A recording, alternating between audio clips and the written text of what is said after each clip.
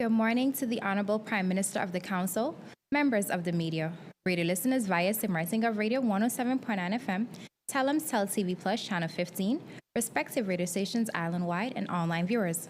I'm Rolika Roach, and welcome to the live Council of Ministers press briefing for today, Wednesday, March 6, 2024. At this time, I would like to invite the Honorable Prime Minister and Minister of General Affairs, Severa Jacobs, to address you. Prime Minister Jacobs, you have the floor. Thank you very much, Rolika. Good morning to you. Good morning to the members of the media here present. Good morning to the people of St. Martin. And of course, I am always grateful to be able to be here, to be able to share with the people of St. Martin in the information that is available to me. I know that we are in a process of transitioning, and therefore it can be a bit challenging. But it is always important, as much as I can, knowing that I also carry the function in the Parliament of St. Martin to be able to come as often as possible to share. Welcome also to those abroad following this broadcast via whichever media, and much appreciation also to the Department of Communications in ensuring that the public is updated, whether via this press briefing or the many public statements that are put out from the various ministries. Thank you for tuning in. While the Jacobs Cabinet too is in transition, of course, scheduling has become a challenge, but I will continue to take the time to provide as much transparency with ongoing operations, programs, and projects of the government of St. Martin. I believe that in whatever capacity we are called to serve, it should be done with integrity and transparency, and of course, respect to those who have elected, appointed, and entrusted us with these positions of leadership to be able to impact lives. So I will do my best to share as much as I can during this time. Of course, during this time, I also would like to impart sincere condolences to all who are mourning the loss of loved ones, whether recently or some time ago. Grief is a process which we all have to go through, and at times it can be very, very challenging. So I ask that we give each other grace during these difficult times. We especially remember the family, loved ones, and colleagues of our dearly departed Alberto York, Frederick Alberto York, to be exact. He was a security officer here for over 46 years, who recently retired in October last year and then suddenly passed after a short illness, laid to rest last week. We are also very much saddened to learn of the sudden passing also of Mr. Jean James, a well-respected former civil servant who served us here in government, but most recently, over the past 2 years, as a consultant project manager of the digital leadership team, which is leading the digitalization project of the trust fund to further digitalize government's operations and services. His loss at this time is a deep one for his family, friends, loved ones, but also for his colleagues here in the government of St. Martin and directly within the Ministry of General Affairs. So I do extend my deepest condolences to the rest of the team, the DLT, and all who will be left to mourn his loss. We wish you all much strength and courage during these difficult times. And on a personal level, I also would like to remember the Vandermark family as they lay Abraham, known as Bram Vandermark, to rest today. We will remember the times we had with all of these persons that I've mentioned and all those who remain unmentioned today but are deep in our hearts throughout the community. May their lives and the lives they led give us the light that we need to move on, and may they rest in peace. I would like to encourage the people of St. Martin to take time with, regardless whatever your loss is, it could be human, it could be jobs, it could be whatever, that we take time to spend with family and share words of kindness. Allow us, those of us going through it, to just go through it. I mean, it's a process, and give them grace. I'd like to update that the St. Martin Trust Fund Country Portfolio Performance Review will take place during the course of next week from the 11th to the 15th, 2024 at Sonesta. The CPPR, as it is known, is a collaborative exercise with the World Bank, the Government of St. Martin, and the Project Implementation Units, PIUs, managing the trust fund projects. The CPPR serves as a platform to reflect on the achievements, challenges, and lessons learned, and to discuss strategic directions and opportunities for future collaborations. It's also a critical opportunity for assessing the impact of the trust fund projects on St. Martin. This year, the CPPR, let me remind you, Country Portfolio Performance Review, includes a results fair that will be open to the general public. As such, I therefore urge the general public to attend this. It will be on Tuesday, March 12, 2024, from 11 a.m. to 5 p.m. at Sonesta Ocean View Hotel. The fair will allow the project implementation units and the beneficiaries of completed as well as ongoing projects to highlight the notable achievements over the past 5 years since the trust fund was launched, showcasing the success stories, the lessons learned, the results, and the experiences. Yesterday, I also presented together with the NRPB and our steering committee member, Mr. Ronald Hallman, the updates on the current projects for the new members of Parliament. So while there is a transition period of training being executed by the Parliament, in some cases, as Minister of General Affairs and Prime Minister, I'm called upon to actually be part of the presentation. So over the past couple of weeks, I have presented as Minister of General Affairs together with the Department of BUC, Kingdom Relations and Interior, as well as with the NRPB. Unfortunately, I was off island for the presentation of the Department of Foreign Relations. But it is important that the incoming members of Parliament get a good understanding of the functioning of these entities and to be updated. But as I said before, the general public can get an update in the results fair that will be held next Tuesday, March 12th, 2024, from 11 a.m. to 5 p.m. at the Sonesta Maho. Also, in an update, I will be traveling in my capacity as Prime Minister to the CSW, which is being hosted by UN Women at the United Nations. I was invited to this. It was seen as a great opportunity within the kingdom. The Prime Minister of Aruba, it's of course a women's conference, CSW is a women's conference at the United Nations. The Prime Minister Weaver Cruz, as well as the Deputy Prime Minister Delanoy, will be representing, together with myself, the Caribbean female leaders. And we will then be joined by one of the ministers from the Netherlands, I believe, Minister Dijkgraaf. It's an opportunity to, of course, highlight the roles of women's leadership, and I will be updating from there via the Department of Communications as much as possible, and of course, once I return. So this is also taking place from Sunday until Sunday the 10th. Yes. Until the 14th of March. As you all are aware as well, the transition continues. The update that we had expected this week has been postponed. The final reporting from the formateur has been postponed until the end of this month, the 29th of March. And so some more time is needed for the screening process to be completed. As such, this Council of Ministers, Cabinet Jacobs II, will continue to serve until the time that the report has been submitted and a new Council of Ministers has been sworn in.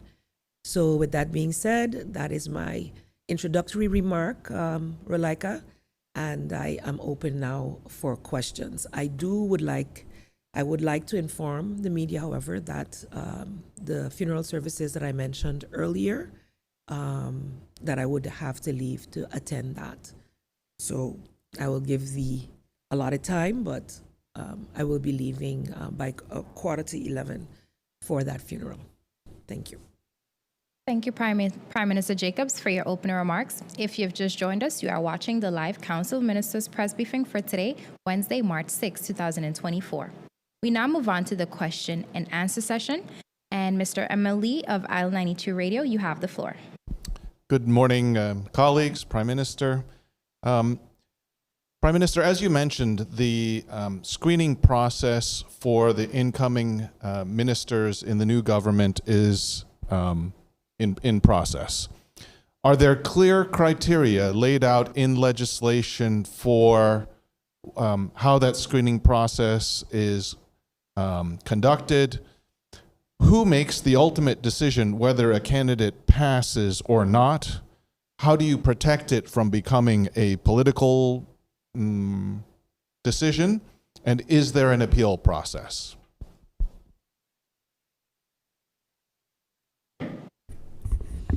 Thank you for that question, Mr. Lee.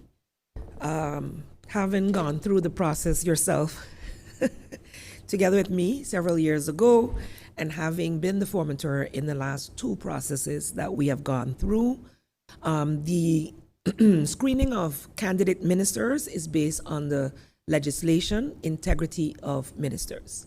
So that's a public document that you all can peruse.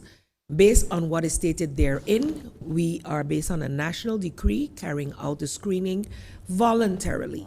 So the candidate ministers fill in a form that the formateur receives from His Excellency the Governor. This integrity document, the legislation states what the integrity of the minister should be, what they're allowed to do, what they're allowed to not to engage in and not engage in, and what are the prerequisites. So based on that, the questionnaire is formulated. Candidate members fill it in. It has to be done accurately, and they sign a document agreeing for the screening process to include what we call in Dutch an antecedentenonderzoek, so a fact check on the information provided, done by the prosecutor's office as well as by the national, the VDSM. What do you call that in English? No. Secret Service? National Security of Government. This does resort, the VDSM does resort under the Minister of General Affairs, but I am in no way involved with the process. As formateur, you submit the responses to the questionnaires as well as all underlying documents to His Excellency the Governor as well as to the VDSM. What we also do is we do not submit the entire document to the prosecutor's office. What we request is that a perusal of the court to determine whether the candidate minister has any running cases or convictions. And that is taken along in the determination as to the levels of integrity that are required for persons to serve and to be able to handle the public funds. So the decision at the end, we get a report. So the final report of the formateur goes to His Excellency the Governor, and in discussion with the formateur, the decision is then taken as to whether the persons can proceed or not based on what is found within the reports. So the report is all of the reports of the VDSM and the prosecutor's office are submitted to the formateur, which he then has to take along. In this case, it's a he, has to take along in his final report to His Excellency the Governor. At the end of the day, members of the Council of Ministers are appointed by national decree. The Governor and the Prime Minister or the incoming Prime Minister would have to sign off on those national decrees. And so the decision lies with those persons as to who make the final cut. So just for clarity, so the decision is ultimately made, a joint decision between the governor and the formateur. And I also had asked, is there an appeal process if somebody does not pass the screening? Is there a formal appeal process? I've never experienced an appeal process, so I'd have to do some research and have legal affairs give me some feedback on that. I know there's a whole debate and discussion in the public about this process. I think a lot of the people who are probably now involved don't recall what happened way back then. And we were actually going to get what you would call like an annuizing at the time, and our sitting governor at the time determined that as a growing country, we must take responsibility for our own processes. And while the legislation on screening itself hasn't been done, we have regulated our screening process to fit with the legislation on integrity of ministers by lower legislation. So of course, it's more ideal to have it done in legislation, and unfortunately, I didn't get the opportunity to do that in the 4-year term based on other priorities. However, in hindsight, maybe it should have been one of the top things to do. Also to, remove all of this discussion surrounding it. I believe Curacao has adopted theirs finally as well. So it's something that is being put forward to be done, but is of course nowhere near being completed. So I guess this will be part of the incoming government's priority. But the appeal process, you cannot force anyone to sign a national decree at the end of the day. I can tell you from our past discussions where candidate ministers may have been under investigation, because that is a criteria. It's a risky business to appoint someone who is under investigation. The government runs the risk that if convicted, or if it reaches to a conviction, it throws that perception of quote unquote corruption on the entire government and therefore on the people. I can tell you from experience coming into this function that the perception of corruption was very high against St. Martin based on investigations as well as convictions that had taken place. And one of the first questions was, when are you going to finally lock up these people? To me, while it is something out of my purview, but within the last 4 years, we have done our utmost to maintain high levels of integrity. And so we will have to just trust the process at this time. Thank you, Prime Minister Jacobs, and thank you, Mr. Lee. I would now like to invite Judy Fitzpatrick of the Daily Herald. You have the floor. Thank you so much. A very good morning to you, Prime Minister, colleagues. I have two follow-ups, Prime Minister, in my question. And Judy, please note there's only one follow-up per round, so you can do one follow-up in the question. Okay.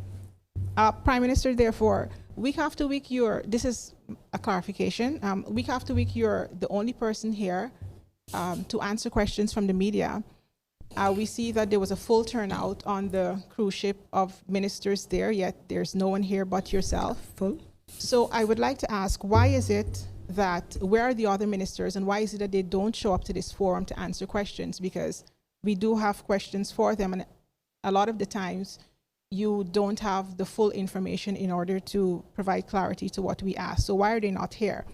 And my question that I would like to ask Prime Minister, concerns have been expressed regarding the granting of permits for several events smack in the middle of Carnival. And the concerns also relate to whether the police is able to guarantee safety of revelers at both of these major events, so the event outside of Carnival as well as the events that will be taking place for Carnival itself, as well as to also guarantee safety of the rest of the community at large. So my question is, were all parties consulted prior to the granting of this, the permit for the event outside of Carnival?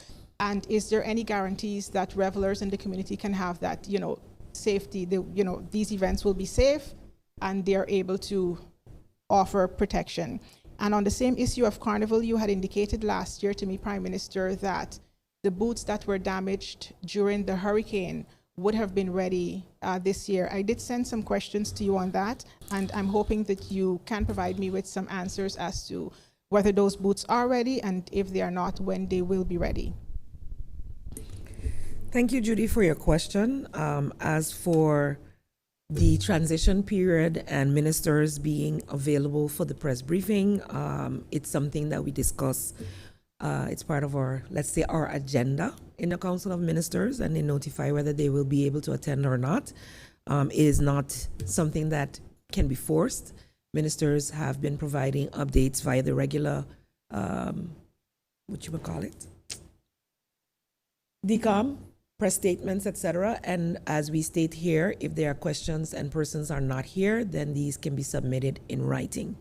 I will do my best to convey to my colleagues the need to come and answer some of these questions, but it is not something that I can mandate, unfortunately. As it relates to the permits for events and security at such events, that is an advice that is done within the Ministry of Justice via the Police Department. And I believe that the considerations were taken, and anything further would have to be divulged by the Minister of Justice. I know we did have discussions about it, and the schedules were perused prior to giving the permits, and I will then leave any further elucidations to the Minister of Justice in this regard, who consulted with the police department. So I know when events are scheduled, that the event holders are to ensure the security of that event. The police does support the events at the Carnival Village, and of course have to be on standby for any eventuality as well within the community on a normal basis. And I would have to assume that that was taken into consideration based on advice received from the police as well. As it relates to the Festival Village, unfortunately, the second tender that went out also failed. So I was not able to get an update as to the next step. From those concerned, we are going through some, let's say, construction. The ducts within the air-conditioned ducts are being changed out. So at differing times, different departments are not within the building. And so we're relying on email correspondence, etc., to get responses. And there has been a delay in us being able to get that, for which I apologize. So the Facilities Management Department head was in charge of that, and he is currently out sick. And so, it falls to the next person. So I will do my best to get that answer to you before the end of the week as to the status of that project. But regrettably, we weren't able to finalize it in January as we had expected. It wasn't expected to take that long. At least we could have demolished the first phase could have been done pre-carnival to at least demolish the destroyed booths. And I must say it is something that I take responsibility for. It falls within my purview that we were not able to execute in time for this carnival as well. So my apologies to all stakeholders concerned.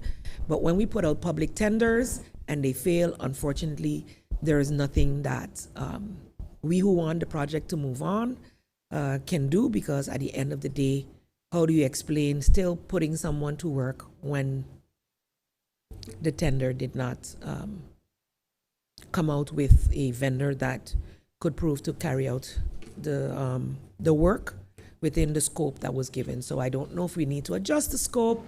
All of this, I still need to get information on. So bear with us as we gather that information. Thank you, Prime Minister. Thank you, Judy. I would now like to invite Stephen Cerulean of PJD2 Radio. You have the floor. Thank you, Ms. Roach. Good morning to you, Prime Minister, and thank you for making yourself available to answer our questions. The AXA committee met last year, I think it was late last year, during which time a number of issues took center stage, including the apologies issued by the King and the Prime Minister. The issue of reparation also took center stage. This committee was supposed to have made a report available to your person as Prime Minister. If you have received such a report, can you give us an idea as to what's in there, taking into consideration as well that July 1st, Emancipation Day is quickly approaching? Yes, the final report still has not been submitted. They did ask for further extension to submit that, and they continue to do their work. It turned out to be a lot more work. I believe they have like 7 subcommittees of AXAR that is actively doing research and working. And for us, the next step, for me, the first step that should have been, or that I would really have liked to see finalized before leaving office, would be that their position is formalized as an independent entity outside of government. And that is still being worked on, getting the necessary funding that was promised via the, after the apology and the money that was made available. They are working together with the University of St. Martin, which was able to get the initial $25,000, I believe, to get some of the work that is needed to formalize AXAR's position and to help them to be able to get their report finalized as well. So I don't have the final report yet, but I will see what I can get to send to you in writing as well. I know you like audio notes, so if possible, I'll also do an audio once I get that information. And unfortunately, because of the travel scheduled, I will not be here next Wednesday. Thank you, Prime Minister Jacobs. We now move on to the second and final round. Emily, you have the floor.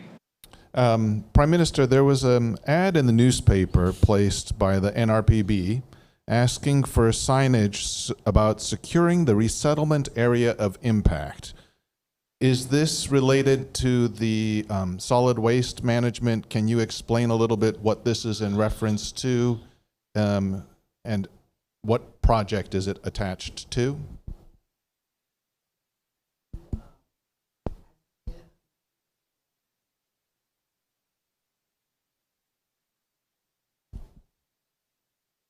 Sorry. As you may know, the resettlement area of impact around the landfill had to be evacuated, and that process is nearing its completion. And of course, then we have to secure it, of course, that persons do not re-enter. So we have to ensure that there is signage there to inform persons not to re-enter or rehabilitate that area. And that is being finalized. Of course, it has to be done publicly and transparently. And in my updates with the NRPB to the Parliament yesterday, there was a great interest to have further discussions on the EDMP project because it forms part of the Emergency Debris Management Project. So that's a very big project which has multiple activities included in it, including legislation for waste management, etc., that is in process, and the Waste Authority as well. So it is a lot of moving parts, but one of them is finalizing the resettlement of persons who were in that area that was considered the impact area that had to be cleared. So for clarity, does that mean that agreements have been made between government and the people in that resettlement area for some sort of compensation and relocation out of that area? So a committee was established. I believe Mr. Richards headed that committee on behalf through the NRPB. So it wasn't government directly involved in the resettlement itself, but a committee that was established within the NRPB, a project management group that looked at also the social impacts, assisting the persons there with whatever was needed. And as I mentioned, yes, they are close to the end of finalizing the agreements. Several have been already completed, and they are moving forward now to finalize that so that we can consider that part completed. Thank you, Prime Minister. Thank you, Mr. Lee. Judy Fitzpatrick, you have the floor. Thank you so much. So the other clarification I had, Prime Minister, it's in relation to a question that my colleague asked, and the fact that you mentioned that legislation is not fully completed as it regards to the screening process. So some concerns have been expressed as to whether the VDSM is legally authorized to be part of this screening process. Is this one of the areas that the legislation that you said is currently not in place to cover? So do they have the legal authority to be part of the screening process?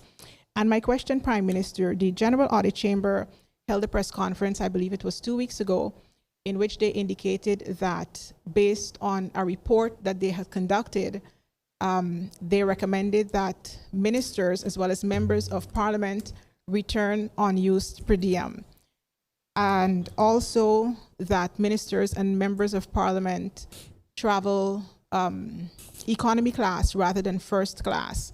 They're indicating that this is taxpayers' money, and this way it would be more efficiently used.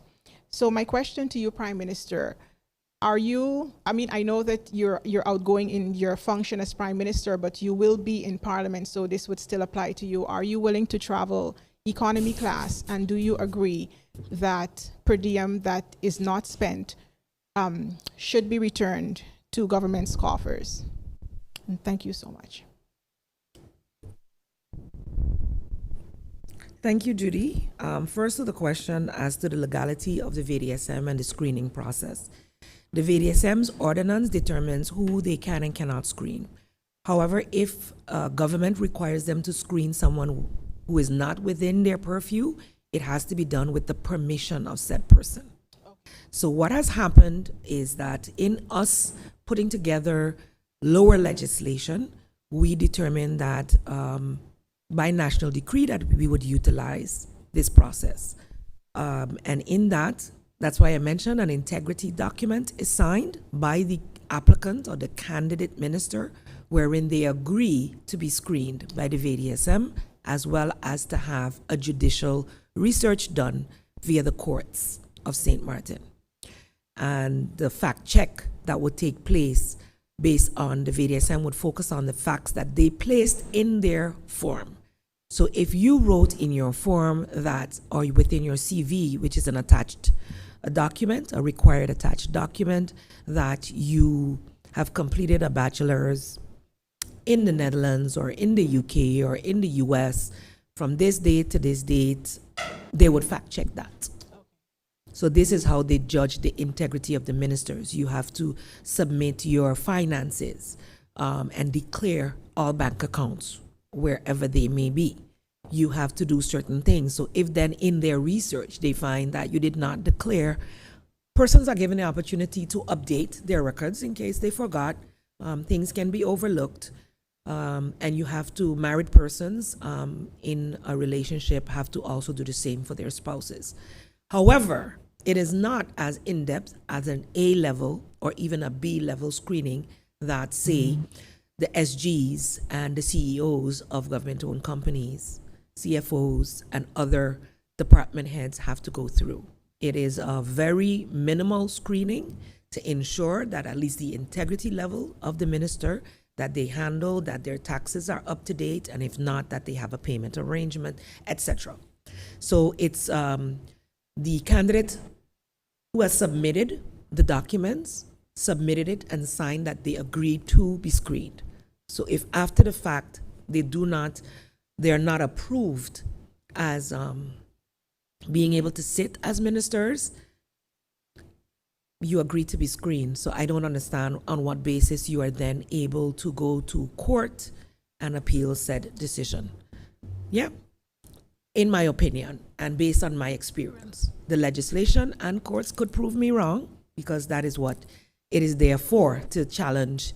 That's what the court is there for, to challenge a law in its application and or the lower legislations. But yes, and I reiterate, the ordinance that it is based on, the process that we now use is the one on integrity of ministers. So I would suggest that you research that to see what is required in there, and basically the questionnaires and the information that has to be submitted relates to that.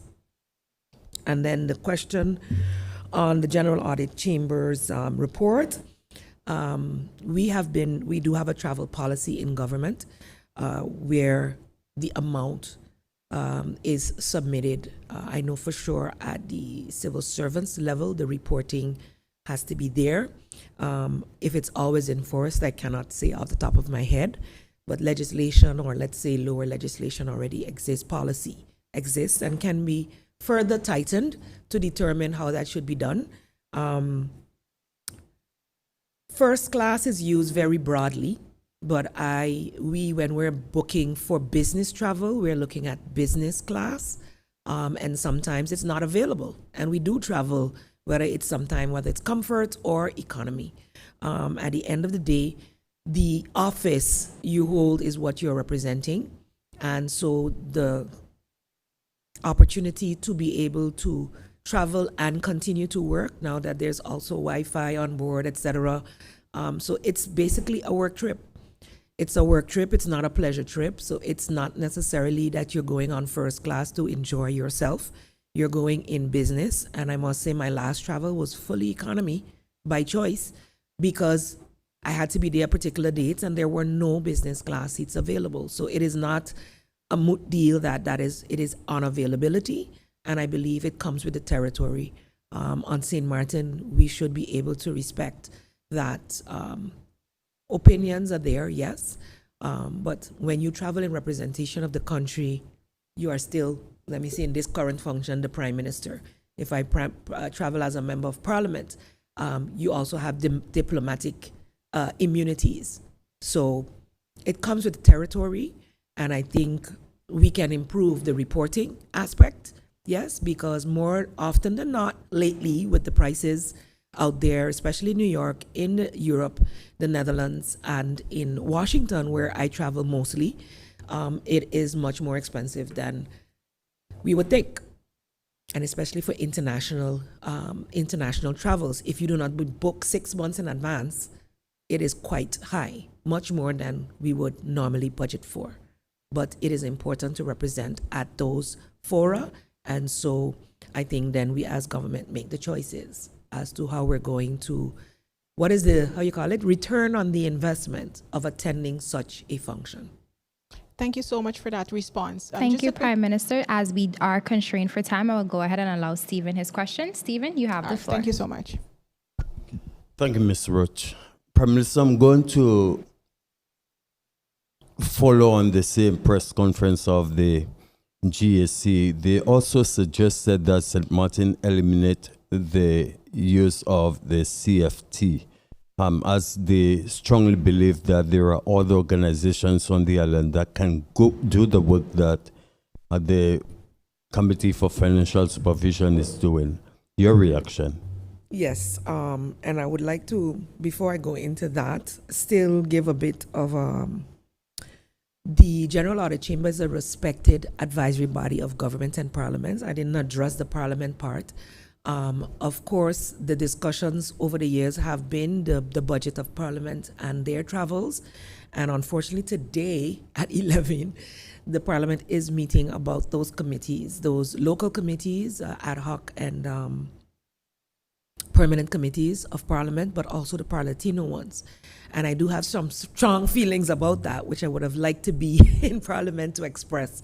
But unfortunately, it is a family member that has passed away, and I have to pay my respects. If I get through, I will still return to Parliament to address on the Parliament level the travel issue. I would definitely want to see budget minimized for travel of Parliament.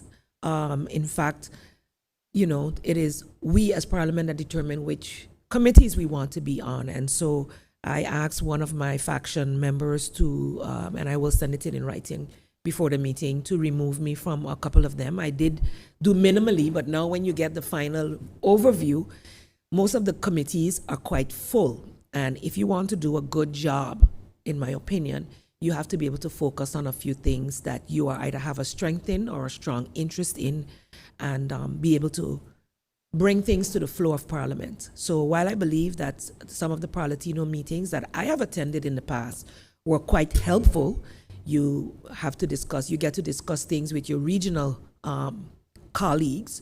I don't know how much of the results of it we have made use of, to be honest. And so I would want to limit the travel to Parlatino committees to at least 2 to 3 persons. I'm saying it here instead of on the floor of Parliament, my apologies.